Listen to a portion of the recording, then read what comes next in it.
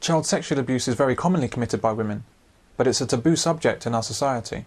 We much prefer to shout about male perverts and kiddie fiddlers, paedophiles and internet grooming. It's a comfort to us that our children are always safe in the hands of women. That's why priests come under easy fire for child abuse, for example, but never nuns, even though nuns have far greater access to children than priests. So is there such a thing as a female paedophile? Oh yes. Now, female pedophiles, there's a great deal of controversy about this. In fact, when I brought up the issue that women could sexually abuse children, I was vilified. I was cast out of the sisterhood. I was no longer a good feminist because sexual abuse had to be under the guise of male power. And if I had a significant number of women who were sexually abusing children and I knew about these women, then that messed up the male power thing. And surely if women were going to abuse children, then they had to be doing it under the thumb of a man. A man had to be telling them to do it. They've been able to disguise their abuse, I think, more cleverly than men have.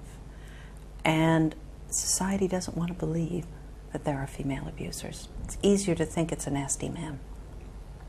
I was one really sad man who rang me up, who was he had custody of his 12-year-old daughter, and she told him that her mother had abused her. He took her to social services. It wasn't a court case. It was after the court had decided he was going to be the father. He was going to be the custodial father. Took it to social services, and they accused him. They wouldn't let him leave. They threatened to take the daughter into care. He said, he wrote a letter, a very poignant letter, which I still have, where he said, if I'd been a woman walking in there and saying that my husband sexually abused my daughter, he said, I would have been given cups of tea, I would have been talked to, I would have been taken seriously, but because I was a man doing this, I wasn't taken seriously. I do know, for example, at rape crisis centers, when I was trying to find places for men who'd been abused by women to talk, it was okay for women who'd been abused by women to call rape crisis center. They would talk to them, but they would not talk to men who had been sexually abused by women. And that hasn't changed a whole lot. There's still very few places for male adult survivors to go to get help if they've been abused by a man or a woman. One argument against even the idea of female paedophiles is that women don't have penises, and so can't really do anything too serious. Women tend to use objects, broom handles, bottles. One woman said that she was sexually abused by rose stems with the thorns still on, being stuck up. Women can be quite cruel using objects, but they're still after their own sexual gratification. So it's kind of, you know, that it's just actually, it's just a physiological thing, the difference. Women have sex with these children, but this paedophilia doesn't exist according to the NSPCC and our media.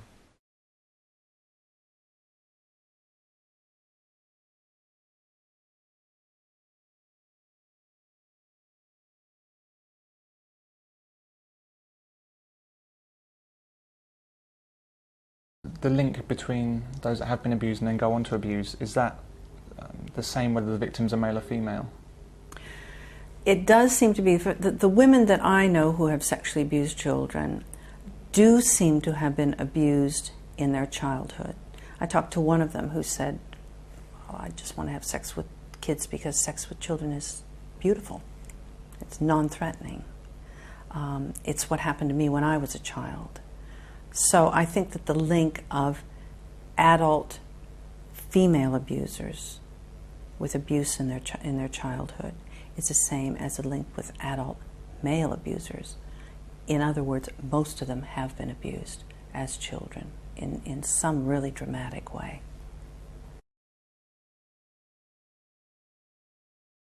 I'd written several books about how it was men who sexually abused, and maybe only 5% of abusers ever would be women. And I remember a summer radio time program. You know, in the summer, they're desperate for something to talk about, and everybody's out of town anyway. So this one presenter rang me up and he said, "Come on and talk to me about any cases of female sexual abuse you might have. Well, at that point, I only had maybe 10 or 11 or 12, I can't remember. So I went on this program and I talked about women abusing, and it opened up a floodgate. We had tons of telephone calls into the program from adults who thought they were the only ones.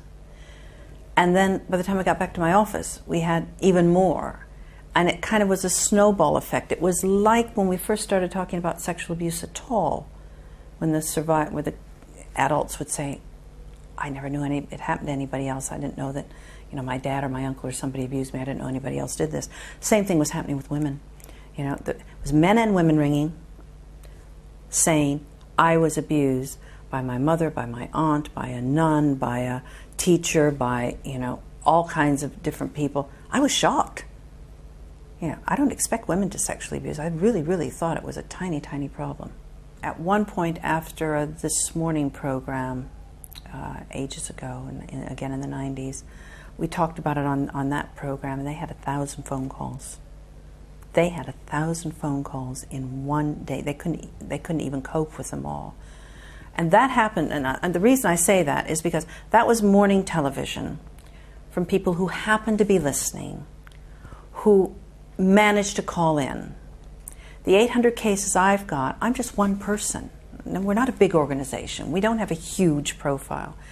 These are the people who've managed to get to me. Therefore, I think that there are a lot more out there.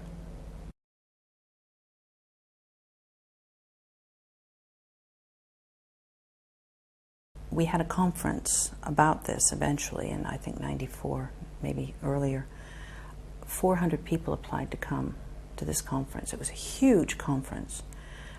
But 30 people, between 20 and 30 people came, dotted themselves in the audience, and tried to disrupt it.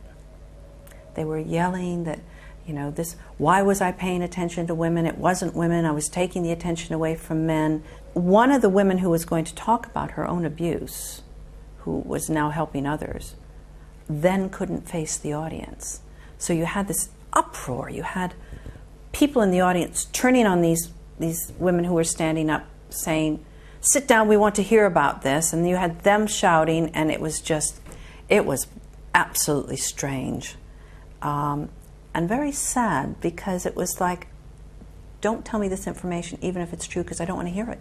And if those women who came along to our conference had had anything to do about it, nobody else would have ever talked about it. It would have just gone away.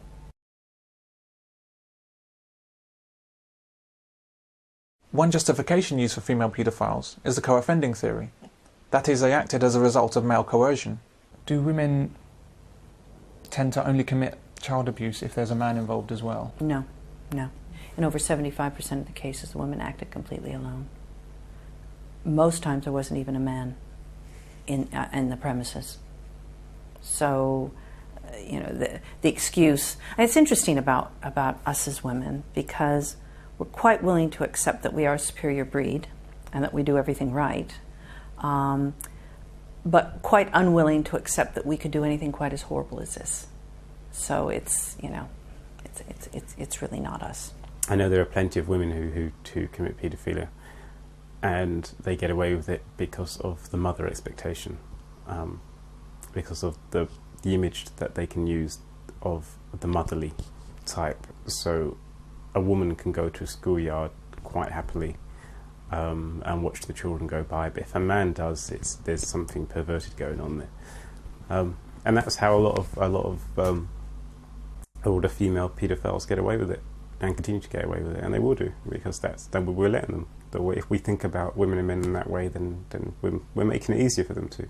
The same brush has been used to paint all men. Watch out for men. It's a bad message for men, it's a bad message for kids, and it's an untrue message, and it's statistically not sound. Sexual abuse by women has the same foundation as that committed by men. They've generally experienced childhood abuse themselves. Women are not immune from turning into abusers, as we like to think. By pretending that female paedophiles don't exist, we have little protection from them. Yeah, women who sexually abuse children like to have jobs where they're around children. Nursing, teaching, daycare, things like that. You really don't think twice I mean, most parents don't think twice about leaving their children in care of a woman. They do now think twice about leaving their child in care of a man. Again, I think that that's wrong. But there you are. That's what's happening. So they will find jobs where they can get in contact. It's like an alcoholic in a bar. Yeah. If you can possibly, if you've got an addiction, and this is an addiction, then you will go to some place that you can actually practice your addiction. And any place around kids is a good place. Women and men who have been sexually abused by their mothers are some of the most damaged people that I've ever met.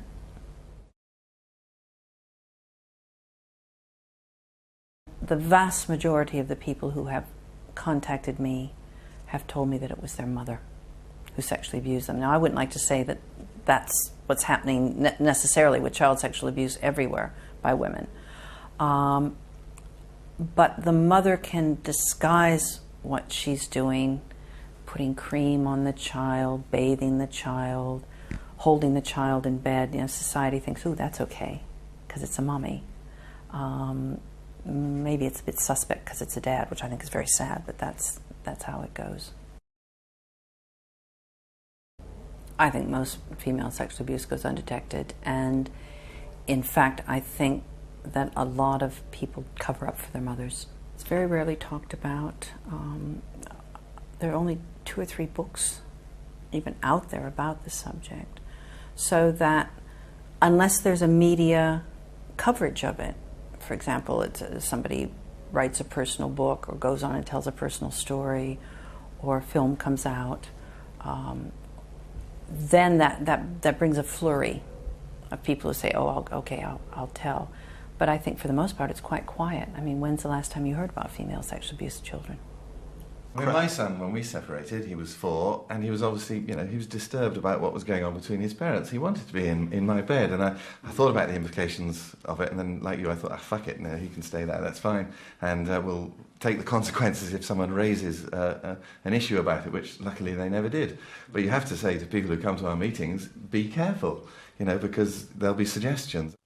With female sexual abuse of children, it's often termed seduction and not abuse. In most cases, it's actually presented as either harmless or even a good thing. It comes down to perception. For instance, men are sexual predators and women are not, which means that women can get away with child abuse a lot easier than men can, and they do. When 28-year-old Deborah LaFay fucks that kid, that's a crime we didn't get it on videotape. Wow, that's... That kid is not traumatized for life. I should have been so traumatized for life, so scarred. Whilst I agree that we need to get a grip in society concerning hysteria about abuse, does this really make sense? Do boys simply not need protection from adult women and their sexual desires? There isn't a charge of rape for a woman. Really? There isn't? No. I think because there's that thing in the teachers. There was a teacher that had sex with underage boys, and that went to court, but I don't know what happened to it. I think it's called indecent assault. I mean, it might have changed this May. Recently there's been some changes to try and get rid of discrimination of this type. But before May, there's no such thing as a woman raping anybody. Blimey. It's unusual, isn't it? It's the same difference, isn't it, really? Women who sexually abuse kids, if you look in the media, have affairs with them. They seduce them. The victims, if they're boys, are always described as older than their age. They look bigger. The woman who ran off, I've forgotten her name, she ran off about 2 years ago to Florida with a 14-year-old boy. She was his teacher, I think she was 30-something. This was described as an affair. And my comment was, if that had been a 31-year-old man who'd run off with a 13 or 14-year-old girl, would we have described it as an affair? No, I don't think so. We excuse women. We don't want to believe it. And as Jermaine Greer said to me on a television program, well, if it is a woman having sex with a young teenage boy, i.e. a 13 or 14-year-old, and he gets an erection, then clearly it's his responsibility. And I'm going, excuse me? This is not logical. So it seems that the boy, if it's a boy, the boy is blamed in any event. If it's a girl, then it's kind of, ooh, you know, ooh, she must be a lesbian. It must be something like that. It must be a lesbian affair. It's abuse. I'm sorry. It's abuse if the child is under the age of 16. The law states it's abuse, and it doesn't matter whether it's a man or woman. Now, the most recent law that came out on May 1st actually now does say gender is irrelevant. Finally. So you don't accept the argument that if a boy has an erection, then he must want it? He must want the abuse? There is no correlation between a boy having an erection and wanting sex, just as there's no correlation with a girl having an orgasm and having sex with an abuser. Children's bodies respond to sexual stimuli. Their minds, their development, their beings are not ready for it. What people do forget is that sexual abuse can feel good if it's not violent and nasty. I mean, you see my kids, when they were tiny, when they were like 7, 8, 9 months old, you go in and you find them with their hands inside their nappies asleep at night. The same with girls. So there's a sexuality that children have. But when that is hothoused, when it's forced, when the development is at the behest of the abuser and not at the natural developmental level of the child, then that's abuse. If a woman has sex with an underage boy, do you regard that as rape? Yes, absolutely. When you talk to these boys who have these affairs, and I put that in quotes because it's abuse, with older women, at the time of the affair, they're usually confused. They've usually been told having sex is a good thing. And other people would say, oh, you lucky boy. You know, oh, you've had sex with an older woman. Boy, I wish I was that. When you talk to them 10 years later, and they look back on it, it in many ways destroyed their lives. One man said to me, in fact, he's in the book, I did a program with him, and he said, I should have been out kicking footballs with my friends. I should have been dating girls.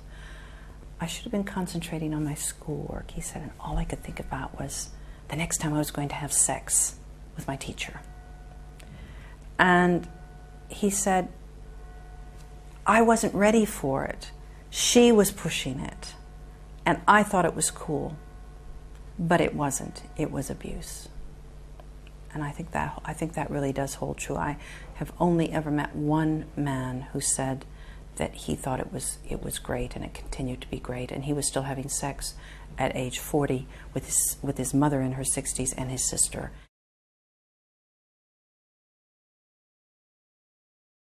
Why can we no longer think of the British Isles without the word pedo in front of them? Our society has become increasingly paranoid about child safety, imagining abuse behind every closed door and a paedophile in every playground. These are our children.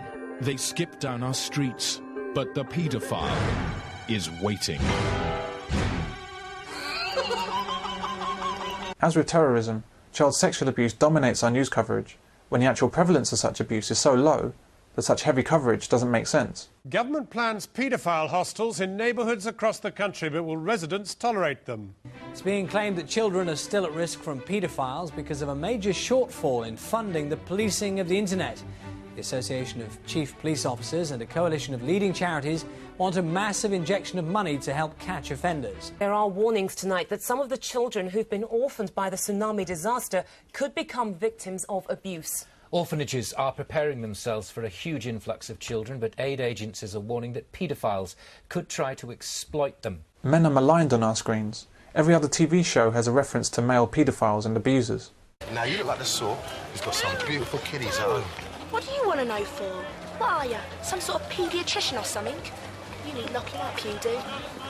In swimming pools and at school plays, photographs are forbidden, in a pretense that it's for child safety. The real reason is to keep horrible thoughts of paedophiles at the front of our minds, where such thoughts are simply not warranted. One school in England will only publish pictures of students with faces censored. I'm actually very distressed by what has happened about sexual abuse of children in general. And my main distress is the kind of vilification of men. There was a study which came out from one of the polytechs that became a university, And the study said that most men could become sexual abusers. And I spoke out against that on the media very, very strongly because I was furious. You know, I'm raising 2 sons. What is the message to young men? That you're a danger to your own children? What can be done to address that? I mean, we have to speak out. And it's not a popular thing to do, but whenever anybody makes one of these absolutely ludicrous statements, it's very important that people stand up and say, excuse me, prove that. You know, what is this? You know, like this university saying that all men have the potential to be abusers. That's like saying we all have the potential to be murderers. I mean, I suppose we all have the potential to be all kinds of things. It's kind of nonsensical because, yeah, every man is capable of rape. To then accuse the man of being a rapist or of being a potential rapist because he can do is ridiculous. Young babies, the most vulnerable of society that we can imagine. The murder of young babies are almost entirely by their mothers. Young babies don't tend to get murdered very often, but almost entirely the murder of young babies are by their mother. So therefore, every mother, every woman is potentially a baby killer. It's in the same way, you know, it means nothing. By and large, 99.9% of the people actually outside are okay. So you don't want to instill into a generation of youngsters the fact that, you know, outside people are full of weirdos who are likely to be molesting and upsetting and harming you. But you've got to actually ensure that alongside that 99%, you've got 1% of the population who are the ones who are likely to cause you danger and risk. I mean, they've always been there. We mustn't disguise ourselves and say, "Oh, this is only just a new issue." There's always been the issue of child abuse and so on and so forth. But now we live in an age where it's even more so, and I think it's more high profile. Edicts are coming out from councils telling teachers not to touch children between the shoulders and the knees, not to let them sit on your lap if you're reading them a story. And this is, although it says it's aimed at men and women, it's aimed at men. There's national guidelines, there's guidelines to the DFE. The local education authority issues very clear guidelines, and the school actually has clear guidelines. We stand the risk of allegations being made against us, and so you need to be scrupulously clear. You don't put yourself in a situation where you could be compromised or there's a misunderstanding. So, for example, my office door is never shut. If I'm dealing with a child, talking to a child, unless it's with a parent present or another member of staff, the door's always open. This paranoia about child sexual abuse is no accident. It's a deliberate plan executed by government and charities to generate income out of our fears. The NSPCC and other feminist groups promote the view that men are the main abusers of children in their fundraising campaigns.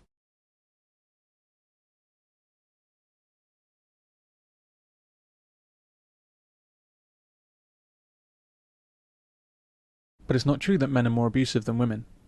The NSPCC's own figures show that women commit most acts of child abuse, even allowing for their greater custody of children. Most child abuse is committed by single or unmarried women. A child's health prospects dramatically deteriorate when there's no father in the household.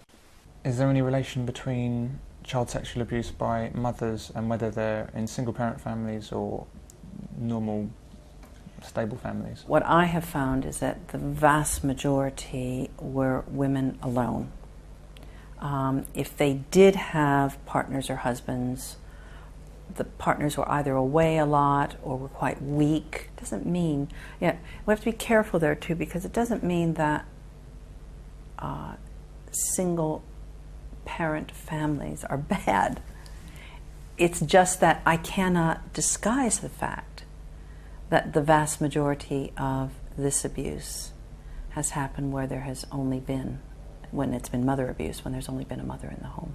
As I say, I stayed for as long as I did because I felt that if I wasn't there, she would take it out on them. The reason for believing that is that my wife was abused as a child. Her father left when she was 8. He was abused by his wife. He was told that the children would be safe if he went. He needed to go, otherwise he'd have a nervous breakdown. And the children would be safe, but they weren't. As soon as he'd gone, she started on them. Most people, men and women, have their first ever experience of violence at the hands of their mothers. Mama, I didn't mean to break it, I'm sorry. Oh, you're behind gonna be sorry. I think my mother's the only woman that hasn't hurt me, actually. Well, she physically beat me, but, you know, that's... Yeah, well, same here. Yeah, but that's okay. That's cultural. I was beaten until my head was bleeding. I mean, Jesus, I was you seem okay beaten now. damn hard. But then again... Well, that's only on the surface. And I would never do that to my children because I experienced it. What I tell you about mine?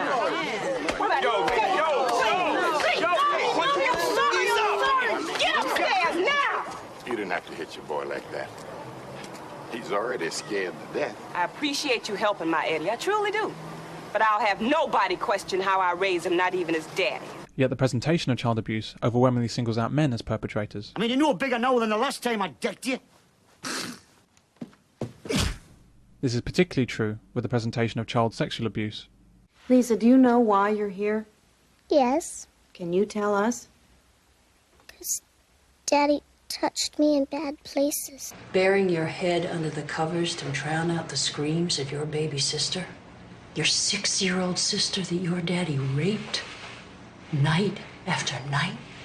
Even virtually impossible examples of child abuse by men are discussed and broadcast with fervour. Let us say it is somebody who is raped by a sex pervert. Let us say that it's a young woman who is raped by her father. This woman should not, or this child, well, she wouldn't be a child. You can only get this if you're over 18. Businesses like the NSPCC and Oxfam trade on the negative perception of men, rather than what they know to be the reality. Some children and babies are battered to death by their mothers, or burnt with boiling water or cigarettes. Some mothers deliberately poison their children, typically with bleach or rat poison. Some babies are shaken by their mothers until their necks snap. Some babies are suffocated, stabbed, neglected, or starved to death. But when mothers kill their babies, it's not called murder, it's called infanticide. Only a woman can kill her baby, claim to be suffering some kind of syndrome, and escape prison. In fact, women seem to be afflicted by numerous syndromes, all of which allow them to kill in cold blood and be considered blameless.